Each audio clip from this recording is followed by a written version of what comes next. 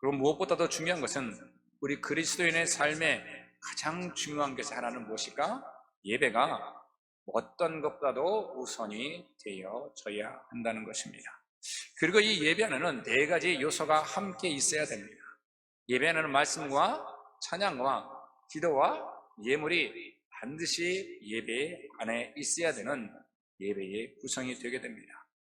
예배를 참석한다는 것은 내 만족을 위해서 참석하는 것이 아닙니다. 오늘 예배를 참석하지 않아서 내 마음이 불안하고 오늘 어디를 가다가 꼭 티켓을 뛸 것 같고, 이렇게 어떠한 우리의 삶에 대한 만족을 위해서 예배를 드리는 것이 아니라, 예배를 하나님 없이 자기를 위한 예배를 드리게 되면은 은혜도 축복도 기적도 우리가 우리의 삶 가운데 맛보지 못하고 살게 됩니다. 그리고 그 예배 가운데 가장 중요한 것이 무엇이냐? 하나님의 말씀을 듣는 것이 가장 중요합니다. 어떤 분에게 왜 하나님의 말씀을 듣습니까? 라고 물었더니 하나님의 은혜와 축복을 받기 위함 아니겠습니까? 라고 대답하십니다. 틀린 말은 아닌데 정확한 표현은 따로 있습니다. 하나님께 예배를 드림으로 해서 은혜와 축복을 받는 것으로 거기서 끝나는 것이 아니라, 말씀을 통해서 은혜를 받았으면 그 다음에 일어나는 것이 하나 있어야 되는데, 우리의 삶에 변화가 반드시 일어나야 됩니다. 내가 지금 예배를 잘 드리고 있는가? 내가 지금 이 시대의 예배를 잘 드리고 있는 것 같은데 아무런 변화가 일어나지 않고 있다라고 한다면은 그 예배는 어딘가 문제가 좀 있지 않을까? 하나님의 임재와 모든 것에 대한 우리가 드려야 될 그런 예배가 아니라 내 만족으로 드리는 예배는 아닐까 생각할 필요가 있지 않겠습니까? 예배가 형식이 아닌 하나님 앞에 우리의 삶을 집중시키고 살겠다는 그 각오와 하나님 앞에서 듣는 말씀을 통하여 깨달음으로 인하여서 분명히 우리에게 변화가 일어나야 됩니다. 여러분, 깨달음이 없으면 변화를 기대할 수 없습니다. 그래서 예배는 하나님의 말씀을 통해서 은혜를 받기 전에 먼저 말씀을 깨닫고 은혜를 받아 우리의 삶의 변화가 되게 되고, 우리의 삶의 말씀이 살아서 움직여서 우리의 삶이 변화되게 되면은 비로소 축복과 능력으로 이어지게 됩니다. 어느 날 갑자기 그냥 오는 것이 아니라, 어느 날 갑자기 그냥 홍두깨 바람처럼 능력이 임해라가 아니라, 우리의 삶과 말씀과 예배와 중심 속에 우리의 삶의 변화와, 그리고 하나님의 말씀대로 살기 위한 순종과 신령과 진정과 이 예배 안에서 내가 어떻게 드려지는 것에서 이 시간이 정말 하나님을 만나는 시간인데 왔다가 그냥 갈 것인가, 내가 아니면 출근부에 도장 뜰 시간에 예배에 왔다가 그냥 가수로 내 만족으로 예배를 끝날 것인가, 대단히 우리의 삶에 중요합니다. 오늘 이 성경 중에서 바울 서신을 보면은 바울 서신은 대개 이런 것들을 많이 썼습니다. 신앙에 대한, 잘못된 신앙에 대한 책망, 그리고 너희들이 하나님 안에서 어떻게 결심하며 살아가야 될 것과 그리스도의 인들은 어떻게 삶을 살아야 되는지, 그 삶의 내용이 어떠해야 되는지에 대해서 때로는 강력하게, 때로는 아주 환한 표정으로, 때로는 아주 굉장히 어떻게 이런 말을 썼을까 싶을 정도의 책망으로 이렇게 말하고 있게 됩니다. 그리고 오늘 성도들을 위해서, 그리고 자신들을 위해서 하나님 앞에 네 가지를 하나님께 기도로 간구하게 됩니다. 그 간구하는 내용이 무엇이냐? 첫째는 무엇이냐면, 본문 말씀을 보게 되면 지혜와 계시의 영을 주셔서 하나님을 알게 해달라는 것입니다. 하나님, 내가 하나님을 알았으면 좋겠고 저들이 하나님을 좀 알았으면 좋겠습니다. 그래서 올해 우리의 그 표어가 뭐예요? 하나님을 힘써 알자는 거예요. 하나님을 알게 됐습니다. 두 번째는 무엇을 간구했느냐면은 하나님이 부르심의 이유와 우리의 소망이 무엇인가 좀 제대로 된 소망, 그것을 저들이 깨달아 알았으면 좋겠습니다. 하나님은 왜 우리를 부르셨으며, 하나님은 왜 우리를 천국의 백성으로 삼으셨고, 왜 우리가 하나님을 아버지라고 부르게 되었고, 왜 하나님이 우리를 부르셨는가, 왜 하나님의 자녀가 되게 하셨는가, 그리고 하나님의 자녀된 그리스도인들은 무엇에 소망을 두고 살아야 되는 것인가, 우리의 진정된 소망을 어디에 둘 것인가, 저들이 좀 알았으면 좋겠습니다를 지금 강구하고 있습니다. 그리고 세 번째로는 하나님의 기업이 된 우리가 하나님의 기업이거든요. 예. 우리가 하나님의 기업이 된 우리가 하나님의 영광과 그 풍성함이 도대체 무엇인지, 하나님의 영광이 무엇인가, 우리에게 풍성한 은혜와 하나님 안에 있는 풍성한 은혜, 영적인 풍성한 은혜, 우리가 이 땅에 살아가는 우리의 삶의 풍성한 은혜가 도대체 무엇인지 저들이 좀 알게 하여 주시옵소서. 저들이 이것을 알지 못하게 되면 그리스도의 삶을 제대로 살아가지 못하는 저들이 누구를 범할 수 있으니 하나님 이것을 제발 좀 깨닫게 하시고, 나도 이 땅에 살아가는 데는 핍박과 환난과 죽음과 감옥과 배신 속에서 하나님 나도 이것을 좀 깨닫고 잊지 않게 하여 주시옵소서 간구하게 됩니다. 그리고 마지막으로 무엇을 했냐? 하나님 이들이 받은 능력이 무엇인지 이것 좀 알게 하여 주시옵소서. 여러분은 받은 능력이 있는 줄 믿으시기 바랍니다. 이 능력이 있음에도 불구하고 이거를 알지 못하고 살아간다는 거예요. 하나님께서 우리에게 주신 능력이 정말 크고 비밀이고 이것이 좀 너희들에게 우리에게 있음에도 불구하고 이 능력을 향하지 못하고 살아간다라고 하는 거죠. 그래서 저들이 좀 그것을 깨달아 알겠으면 좋겠습니다. 그래서 1장 17절에 보니까 우리 주 예수 그리스도의 하나님 영광의 아버지께서 지혜와 계시의 영을 너희에게 주사 하나님을 알게 하시고, 이 안다는 것은 무엇일까요? 깨닫는다는 것입니다. 깨닫는 거예요. 17절이요. 예. 그 다음에 1장 19절에 보면은 그의 힘의 위력으로 역사하심을 따라 믿는 우리에게 베푸신 능력의 지극히 크심을 어떠한 것을 너희로 알게 하시기를 간구하노라. 하나님의 능력이 우리에게 베풀어졌는데 그것이 너무 크다, 지극히 크다는 거예요. 지극히. 이거를 좀 알기를 내가 정말 간구한다. 사랑하는 여러분,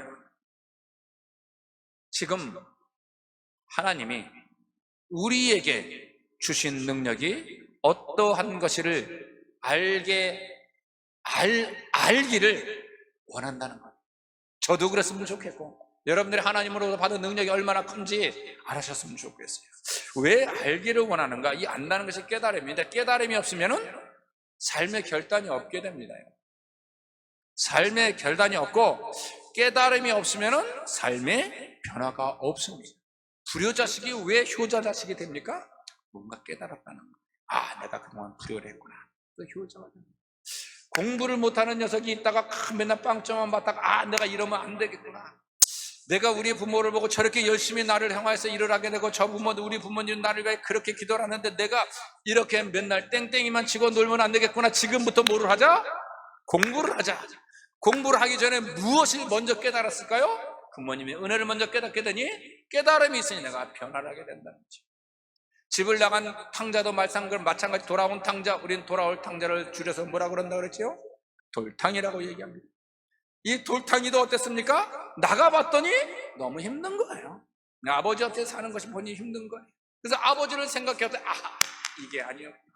아버지를 집으로 다시 돌아가죠. 이거를 깨닫게 되니까는 자기 삶의 변화를 보게 됩니다. 그래서 여러분, 우리가 매 예배 때마다 말씀을 듣는 것도 우리 마찬가지 아니겠습니까? 말씀만 듣는 것이 목적이 아니라 하나님께서 내게 원하시는 건 무엇인지, 하나님이 이 시대의 교회에게 원하시는 무엇인 것을 말씀을 통하여 듣고 깨달아 알아 삶의 결단, 변화를 위해서 우리 하나님을 말씀을 드려야 된다는 말씀입니다. 찬양은 하나님께 올려드리는 것입니다. 기도도 하나님께 올려드리는 것입니다. 예물도 하나님께 올려드리는 것인데 설교만 하나님의 것이 우리에게 전달되는 시간입니다. 이 시간은 하나님의 임재하는 시간입니다. 그래서 우리 예배를 본다는 말은 틀렸다고 얘기했습니다. 예배를 보는 분은 하나님의 예배를 보시는 거예요. 우리는 예배를 올려드리게 됩니다. 그래서 이 말씀 듣는 시간이 하나님께서 우리에게 말씀하는 시간이라는 거죠. 우리 다시 한번 1장 19절 한번 다시 한번 보여주시기 바랍니다. 1장 19절 제가 읽어드릴게요. 그의 힘의 위력으로 역사하심을 따라 믿는 우리에게 베푸신 능력이 지극히 크심이 어떠한 것을 너희로 알게 하시기를 구하노라. 우리에게 베푸신 능력이 있다는 거죠. 예배를 드리고 그리스도인이라는 이름을 가지고 살았고 하나님을 아버지라고 부르며 살았는데 이건 다 좋은데 하나님께서 베푸신 크신 능력을 모르고 살고 있다는 거지. 그래서 너희들이 이것 좀 알았으면 좋겠다. 너 알지 못하니 하나님 저들에게 좀 지혜와 계시형을 주시옵소서. 그래서 하나님은 얼마나 크신 능력을 저들에게 베풀었는지 저들이 깨달아 알게 하여 주시옵소서. 그래서 저들이 깨달아 알게 되면 내게 이런 능력이 있구나라고 그들의 삶이 변화를 받지 않겠습니까? 여러분, 우리에게 꿈도 있고 계획도 있습니다. 그래서 우리의 삶의 계획도 세우고 계획을 세우고 기대감도 있습니다. 그 꿈과 그리고 기대함을 성취할 능력이 없으면 우리의 삶이 힘들어지게 됩니다. 계획도 세웠고 꿈도 세웠는데 이것을 성취할 능력이 없으면 여러분 어떻게 돼요? 사람이 좌절하게 됩니다. 자녀를 키울 때도 가정의 행복을 위해서도 미래의 소망을 가졌음에도 불구하고 그것을 이룰 능력이 부족하기 때문에 우리 인생에 어려움을 겪을 때가 많이 있습니다. 무슨 계획은 좋은 계획에서는 잘 안 돼요. 그럴 때 우리는 어려움을 겪게 됩니다. 그런데 오늘 말씀은 너희에게 하나님의 이 능력을 베푸셨다. 이 능력은 무엇이냐? 지극히 크신 능력이다. 이룰 수 있는 능력을 너희에게 지극히 크게 내려주셨다라고 말씀하고 있습니다. 여러분, 믿을 수 있기를 축복합니다. 믿으십시오. 너희가 능력이 없어도 힘들고 괴롭고 낙심하고 포기하고 너희는 이렇게 살아서는 안 된다고 하는 것입니다. 너희는 세상의 능력과 비교할 수 없는 지극히 크신 하나님의 능력을 가지고 있다. 이미 너에게 주어졌다. 이것을 깨닫지 못하니까 너무 힘들다. 그러면 이 능력은 무엇인가? 말해서 우리가 힘과 능력을 얘기할 때 힘, 위력, 역사 이런 것을 말하고 있습니다. 모두 같은 표현인데 약간씩 다릅니다. 이 힘이라는 것은 무엇이냐면 EQQ라는 이야기입니다. 이거는 뭐냐면은 EQQ라는 이야기인데 이 파워, 이거를 얘기하는 것이 힘입니다. 그 다음에 위력이라고 있는 것이 있는데 이 위력은 크라토스라는 이야기입니다. 목사님 헬라어는 근데 그건 생각 안 하셔도 괜찮습니다. 그냥 듣고 잊어버리셔도 돼요. 나도 잊어버리는데 여러분이 기억하시겠습니까? 예. 위력이라는 것은 무엇이냐? 정지되어 있는 것이 아니고 현재 나타나는 것, 언제든지 필요하는 것이 나타날 수 있는 그 힘을 위력이라고 얘기합니다. 그리고 또 하나 역사하는 것인데 이 역사하는 것은 에너지라는 이야기인데 이건 무슨 뜻이냐면은 에너지가 나한테 있어서 그것이 활동하는 것입니다. 내게 있는 에너지가 내 모든 방면에 일하든지 걷든지 삶을 살아가든지 거기에 그것이 역사, 그 위력이 나타나는 것이 역사예요. 그리고 이 능력이라고 하는 것, 오늘 여기에 기록된 능력이라고 하는 누나메스라는 것은 무엇이냐면은 바로 위에 있는 힘과 위력과 역사를 통틀어서 함께 묶어놓은 것이 바로 오늘 능력이라는 이야기예요. 이 능력을 하나님이 여러분에게 주셨습니다. 이걸 우리가 깨달아 알아야 우리 삶의 변화가 일어나게 됩니다. 그러면 이 능력은 도대체 무엇인가? 우리 본문 말씀을 통해 어떤 능력을 주셨기를 그러신가? 첫째로는 여러분, 하나님께서 여러분에게 부활의 능력을 주셨습니다. 우리 1장 20절을 한번 봅니다. 그의 능력이 그리스도 안에서 역사하사 죽은 자들 가운데서 다시 살리시고 하늘에서 자기의 오른편에 앉으셨다라고 얘기합니다. 자, 이 놀라운 능력이 어디에 역사하는가? 본문 말씀 봤더니 그리스도 안에서 역사했다는 것입니다. 그리스도 안에서 자기가 이 죽었던 자가 다시 살아나는 부활의 사건이 여기서 지금 일어났다는 얘기합니다. 그래서 이 그리스도 그 능력, 어떤 능력, 너희에게 준 능력이 어떤 능력이냐? 그리스도 안에서 역사하는데 그리스도는 어떤 분이냐? 죽은 자들 가운데 다시 살리시고 하늘에서 자기의 하나님의 오른편에 앉으셨다는 이야기입니다. 그래 죽었던 것이 다시 살아나는 부활의 능력이 우리에게 주어졌다는 것입니다. 여러분, 우리 부활이라고 하면은 보편적으로 죽었다 살아났다입니다. 그런데 오늘 우리에게 주신 부활의 능력은 무엇이냐? 단순히 죽었다가 살아났다는 이것보다 더 엄청난 의미가 있습니다. 예수님 33년 동안 공생을 사시면서 배고픔과 추위와 피곤함과 배신과 고난을 받으시다가 십자가에 돌아가시고 3일 만에 다시 살아나셨습니다. 그럼 십자가 이전에, 돌아가시기 이전에 예수님의 삶은 여러분, 배고픔, 추위, 이 고통, 얻어맞고 배신당하고 창맞고 사실 그런 것입니다. 예수님의 머리 둘 곳이 없을 정도로 그렇게 사셨습니다. 그러다가 십자가에 처참하게 돌아가시고 3일 만에 다시 살아나셨습니다. 이 부활의 의미는 죽었다가 다시 살아나는 동시에 지금까지 여러분의 삶과 나의 삶이 죽음처럼 죽음으로 멈추었다가 이전의 삶이 다 죽어버리고 거기서 멈추어버리고 다시 살아나서 이 전의 삶을 다시 이어간다는 의미가 아닙니다. 의미일 거라고 얘기했죠. 그 의미가 아니라는 거예요. 우리 대부분 보편적으로 그렇게 생각하고 있어요. 이 부활의 능력은 지금까지 배신받고 실패하고 상처를 가지고 살아가고 절망하고 아프고 고통받는 이 지금까지 살아왔던 삶이 중단되고 다시 부활, 예수를 믿음으로 부활의 삶이 이전과 다른 삶으로 새롭게 시작되는 것이 여러분 부활의 능력이에요. 이해가 가시면 아멘. 그래서 우리를 얘기할 때 우리는 예수 그리스도와 함께 십자가에 못 박히고 예수와 함께 다시 살아났느니라. 이게 부활입니다. 그래서 이전 것은 지나갔으니 보라 무엇이 되었도다? 새 것이 되었습니다. 그래서 이전 삶은 우리에게 있다 없다? 없습니다. 그리스도 안에서 다시 새로운 부활의 능력의 삶을 하나님께서 여러분에게 주셨다는 거예요. 부활 이전에 예수님은 어떤 분이셨습니까? 배고프고 피곤하고, 이게 하나님인데도 불구하고 시간과 공간을 초월할 수도 없고, 하나님이신데도 불구하고 만든 창조주한테 얻어맞고 깨지고 터지고 배신받고 십자가에 매달려 죽고 피 흘리고 찢기고 부셔지고 터지고 처참하게 죽어간 것이 예수님 부활 이전에 예수님의 삶이에요. 그런데 오늘 본문 보니까 어떻게 됐어요? 죽은 자들 가운데서 다시 살리시고 하늘에서 자기의 오른편에 앉으사. 부활하신 예수님의 삶은 완전히 달랐습니다.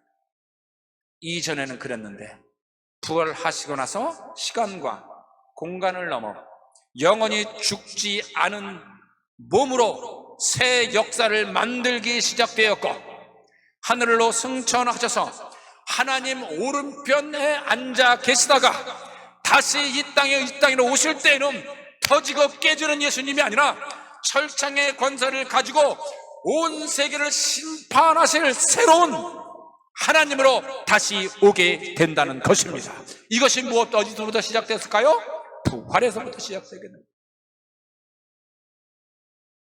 여러분, 여기에 너희에게 부활의 능력이 주어졌다는 것은 너희도 예수와 함께 죽고 예수와 함께 다시 살아났다. 이 능력은 단지 죽음에서 다시 살아났다는 것을 훨씬 뛰어넘는 이전의 삶과 전혀 다른 새로운 삶이 된다는 거예요. 여러분, 우리의 가장 큰 절망이 무엇일까요? 죽음입니다. 절망은 희망이 없어지는 것, 소망이 없어지는 것이 우리의 절망이에요. 아무것도 기대할 수 없는 것이 죽음입니다. 그래서 우리는 너무 고통을 받게 되면 죽음과 같은 고통이라고 이야기합니다. 아무리 많은 것을 가졌어도 죽음은 끝입니다. 아무리 많은 빛을 줬어도 죽음은 끝입니다. 죽은 자에게 빛을 받지는 않습니다. 죽으면 말도 할 수도 없습니다. 죽으면 들을 수도 없습니다. 주고 싶은 것도 줄 수 없습니다. 받고 싶은 것도 받을 수 없습니다. 보고 싶은 것도 볼 수 없습니다. 이게 죽음이에요. 죽음은 결국 아무것도 할 수 없는 게 죽음입니다. 그런데 그 죽음을 깨고 다시 새롭게 출발할 수 있는 것이 부활의 능력이에요. 그럼 우리는 왜 이 능력을 알아야 되는가? 우리가 이 세상을 살아가면서 여러분 어디 한번 넘어지지 않은 분들이 있습니까? 이 세상을 살아가면서 우리 한번 실패하지 않은 인생이 어디 있겠습니까? 우리 이 세상을 살아가면서 한번 쓰라린 경험, 배신당하지 않은 경험이 누구 있겠습니까? 우리의 삶 가운데 실패와 좌절하고 아파하고 눈물 흘리고 포기하고 몸부림치고 다시 시작했는데 또 넘어지고 다시 시작했는데 또 넘어지고, 이게 우리의 삶의 반복이 아니던가요? 이 속에서 어렵게 살아가는 우리가 그냥 그 속에다가 힘들고 어렵고 실패하고 좌절하는 곳에, 그냥 그곳에 그 속에다가 우리의 삶을 그냥 방치해놓고 살아가고 있습니다. 아휴, 살다 보면 그럴 수도 있겠지. 힘들고 고통인데도 그냥 우리의 삶을 거기에 그냥 방치해놓고 살아갑니다. 실패했는데도 다시 일어나야 되는데 실패 속에 그냥 나를 묻어놓고 그냥 살아갑니다. 내 자신이 그냥 그렇게 방치해놓고 있어요. 그래서 하도 이런 일을 많이 먹다 보니 그냥 꿈도 소원도 없이 지난날의 실패로 내일을 포기하고, 그냥 지난날의 실패의 눈으로 오늘을 바라보고 지금을 포기하고 지난날의 아픔과 지난날의 실패로 인하여 그것은 노예가 되어서 두려움과 그 굴레를 벗어나지 못하고, 또한 배신받고 버림받은 사람은 다른 사람을 사랑하지 못하고 그럴 용기를 갖지 못하고 마음을 닫고 또 다른 상처가, 또 다른 실패가, 또 다른 배신을 당할까봐 그걸 경험하기 싫어서 아예 그냥 다른 사람과 묶여지는 거 싫어서 그냥 묻어두고 그냥 덮어두고 그냥 여기에 대한 아무런 소망도 없이 그냥 그렇게 살더라는 것이죠.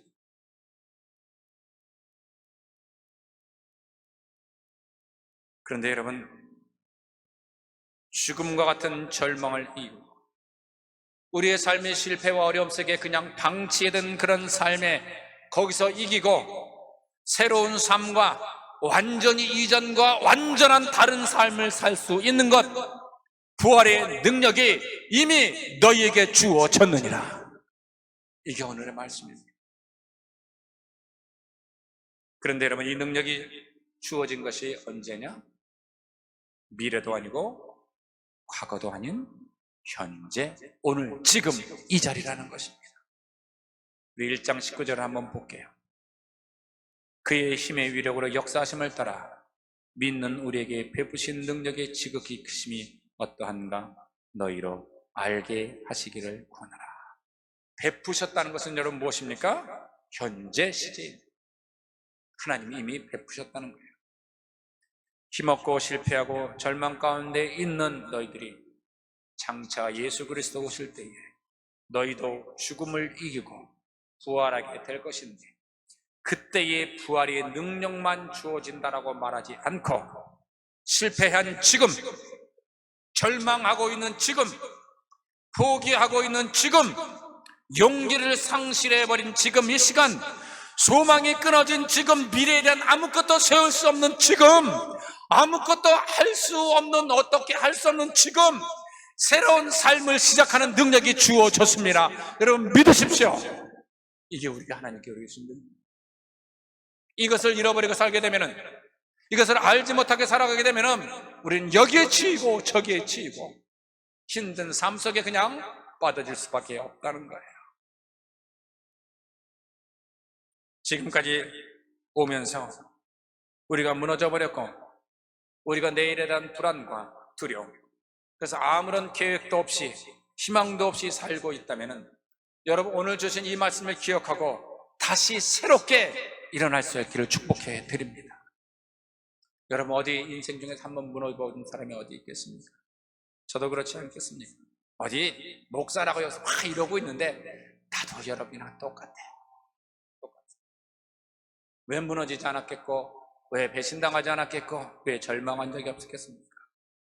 목회를 하면서 힘들고 어려운데 여기를 지켜야 되느냐, 나가야 되느냐, 그만 목사 그만해야 되느냐, 심한 딜레마가 있지 않았겠습니까? 많은 문제 앞에서 어떻게 결정을 해야 되는가, 이 갈등의 순간들, 상상지 못했던 시련과 어려움이 교회 안에 몰아칠 때에 여기서 끝나는 거야. 우리 교회는 이대로 무너져야 되는 거야. 세워놓은 계획이 무너지고 이제 여기에 그냥 마침표를 찍어야 하는가 하는 갈등, 때로는 서글픔, 아픔, 상처, 눈물이 왜 없었을까? 그런데 그럼에도 불구하고 이 부활의 능력이 우리에게 주어졌다는 사실, 그것 때문에 순간순간마다 다시 시작할 수 있었습니다. 지금 여러분, 우리 교회도 대단히 힘든 어려운 과정을 지내고 있습니다. 그럼 여기서 절망할 것인가? 앞으로 우리 계획은 없는 것인가? 우리 앞으로 계획은 더 거창하게 세워놨습니다. 왜냐하면 하나님이 다시 살게 하실 줄 믿기 때문에 그렇습니다. 버림받았다면 다시 시작하십시오. 실패했어도 다시 시작하십시오. 다시 시작할 수 있는 능력을 우리에게 주셨습니다. 내 인생에 아무런 것도 기대할 수 없을지라도 다시 일어날 수 있습니다.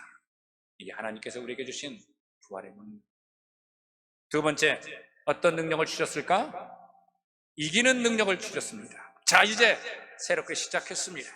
그럼 새롭게 시작하는 그 삶에는 아무런 문제가 없을까? 하나님께서 부활했는데 이처럼 좌절과 실패와 어려움과 고통과 상처에서 다시 일어나서 싹 씻어버리고 다시 시작해서 으쌰 앞으로 나가자 그랬는데, 그러면은 그냥 으쌰 좋다 행복 끝. 이 행복 끝나면 큰일 나는데 고생 끝 행복 시작이 아니더라는 거예요. 아니었습니다. 우리는 이 땅에 살아가는 동안 똑같이 당했던 그것이 내 인생에 여러분 또 다른 모습이라고 할지라도 우리 그 장애물을 만나게 됩니다. 내가 이렇게 시작했는데도 불구하고 나를 넘어뜨리는 올무가 그 앞에 내 앞에 또 있고, 내가 올라가야 될 산이 또 있고, 내가 또 겨우게 피해서 가야 될 산이 또 있고, 나를 향해서 수없이 날아오고 화살 등등 우리에게 얼마나 많은지 모릅니다. 다시 살아나서 부활의 능력으로 살아가는데, 새롭게 살아가는 인생이라고 이것이 다 면제된 것이 아니라는 겁니다. 그래서 새롭게 다시 시작하는 부활의 능력과 함께 내게 닥쳐오는 환난과 고통과 어려움을, 그 모든 상황을 다시 이길 수 있는 능력도 주셨다는 것입니다. 부활로 시작했는데 끝이 아니라 앞으로 나아갈 내 인생의 방해도 이길 수 있는 능력도 함께 주신 거예요. 1장 20절을 우리 한번 볼게요. 그의 능력이 그리스도 안에서 역사하사 죽은 자들 가운데서 다시 살리시고 하늘에서 자기의 오른편에 앉으사. 자, 이게 죽음에서 부활로 옮겨진 장소입니다. 이전과 이후에 예수님의 상황이 달라졌습니다. 보좌 우편의 장소는 의미적인 것이 아니라 예수님의 권세가 하나님의 오른편, 이 오른편에 앉았다는 권세와 능력을 상징하게 됩니다. 우리가 기도할 때도 하나님의 오른손으로 우리 하나님의 능력에서는 오른손을 이야기하게 됩니다. 그럼 하나님 우편에 앉아 계신 예수님은 어떤 능력을 가지셨는가? 1장 21절부터 22절을 한번 볼게요. 모든 통치와 권세와 능력과 주권과 이 세상뿐 아니라 오는 세상에 일컫는 모든 이름 위에 뛰어나게 하시고, 또 만물을 그의 발 아래 복종하게 하시고 그를 만물 위에 교회의 머리로 삼으셨느니라. 예수님이 가지고 계시는 것은 무엇이냐? 모든 통치, 능력, 주권. 여러분, 이것은 무엇이냐면은 이 세상의 대통령이 된다는 이야기가 아니라는 걸 여러분 더 잘 아시죠? 영적인 문제를 지금 말하고 있는 것입니다. 이 모든 것 위에 뛰어나게 하신 것, 모든 이 세상의 일뿐만 아니라 모든 영적인 존재까지도 그 세력도 넉넉히 이겨서 이 영적인 보이지 않는 악한 영적인 것들도 예수님 발 아래 복종하게 하는 능력이 있다는 것입니다.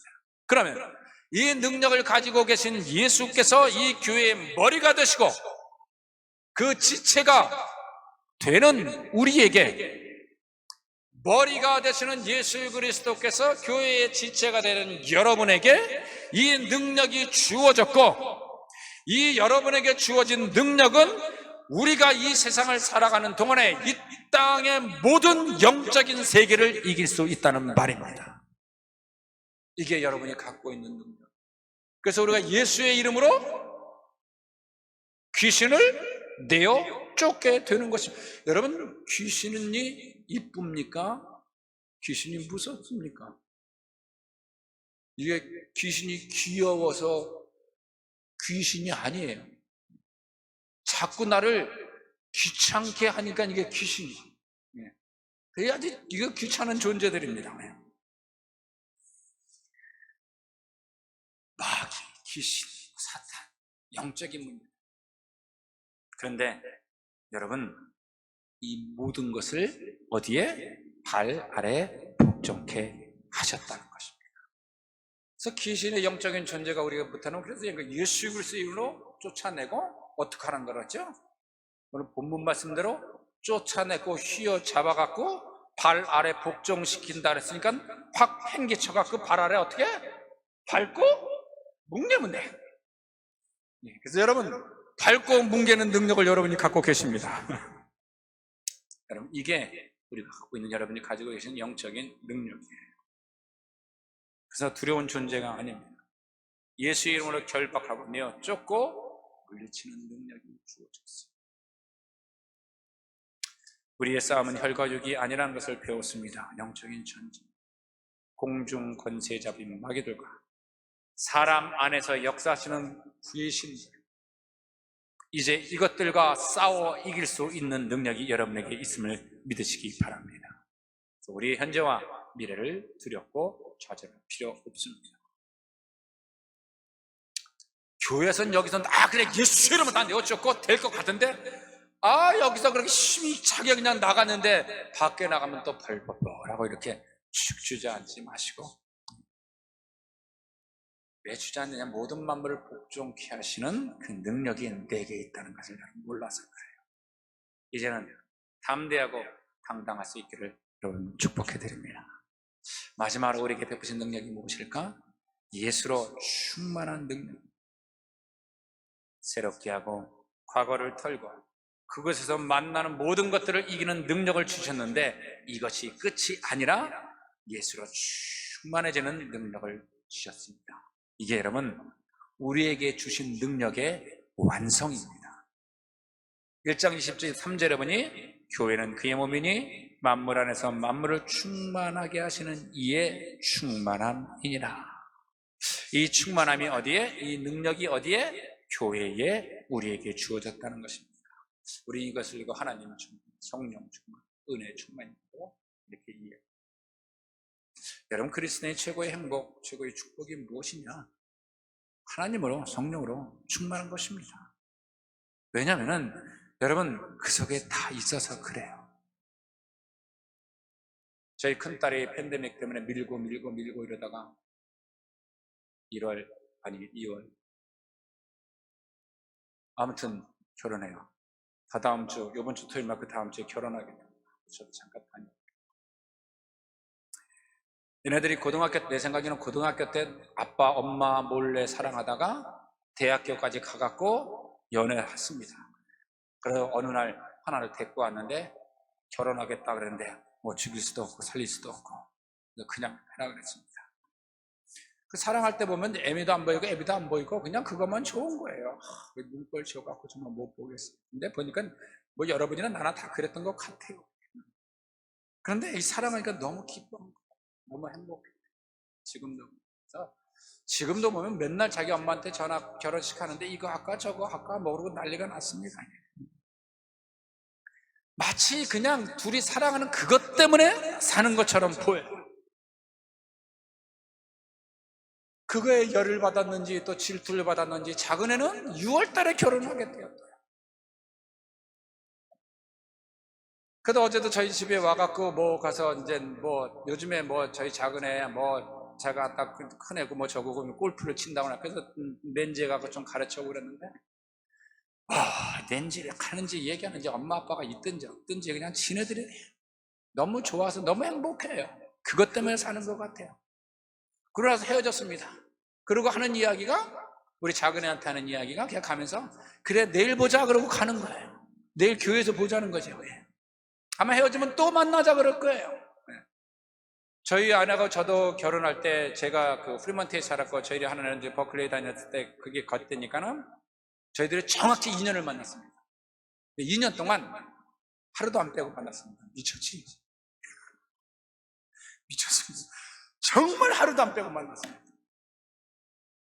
다투고 헤어지고 또 만나고 좋아서 헤어지고 하루에 2번 만난 적은 있습니다. 낮에 만났다가 뭐 클래스 공부하는 거 만났다가 저녁 때 전화하다가 안 되겠다 다시 보자 그래서 또 만난 적이 있습니다. 미쳐도 완전히 단단히 미쳤었습니다. 그것 때문에 행복한 거. 그것 때문에 있습니다. 어디서 만나서 기다려도 행복합니다. 그래서 너무 좋고 너무 행복하고 그러다가 안 되겠다 같이 살자 그래서 결혼하는 거예요. 그래서 결혼의 완성은 아니 사랑의 완성은 뭐예요? 결혼입니다. 오늘 우리에게 하나님이 주신 완성도 똑같습니다. 이기는 능력, 부활의 능력. 이 완성이 어디에서 완전히 없어지지 않고 계속 이루어져 가는가? 하나님과의 나와의 관계, 하나님과 아버지의 이 사랑의 관계, 기도, 찬양, 내 예배, 우리의 삶의 그리스도의 삶의 관계가 어떻게 이어지느냐? 아무리 이기는 능력이 있을지라도, 아무리 내게 부활의 능력이 있을지라도 예수 그리스도를 떠나면 말짱 도루묵은 여러분이 해주십시오. 말짱 도루묵이에요. 이 모든 것을 완성할 수 있는 것, 이 모든 것을 계속 지속시킬 수 있는 것, 예수 안에서 예수님으로 충만해지는 것입니다. 이게 우리의 삶이 되어져야 됩니다. 그래서 여러분, 결혼하면 행복한 거예요. 그래서 기쁜 거예요. 그래서 예수님을 충만하게 되면 우리의 삶이 행복해지게 됩니다. 그래서 우리 찬양을 하잖아요. 그거 있잖아. 나 무엇과도 주님이 바꾸지 않으리. 그 찬양 있잖아. 그거 있잖아요.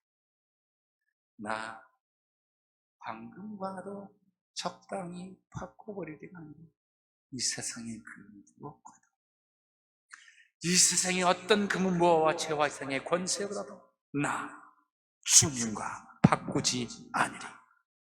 여러분, 이게 예수로 충만한 상태예요. 우리가 왜 신앙을 하면서 자꾸 갈등하는가? 왜 시험에 드는가? 예수로 여러분 충만하지 않아서 그래요. 사랑하는 여러분, 그리스도로 충만하면 예배가 너무 좋습니다.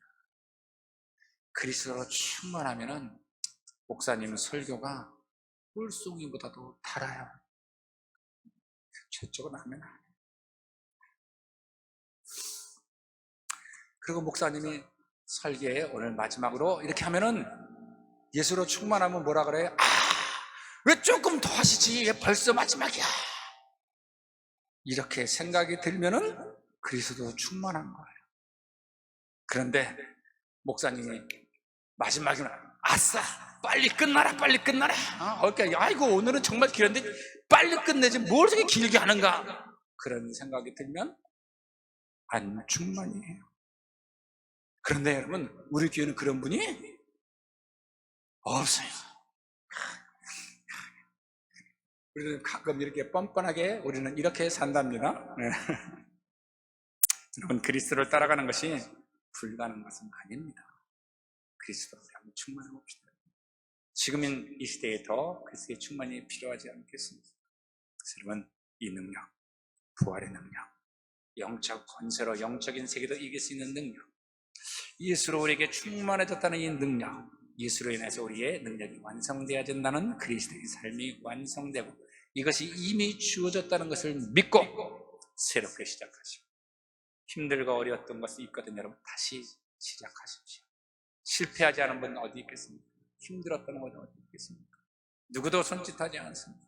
어려운 상황이 다시 또 닥쳐도 이기고 충만하여서 여러분 아름다운 그리스도인의 삶을 살아가시기를 우리 주님의 이름으로 축복해 드립니다. 우리 함께 기도합시다.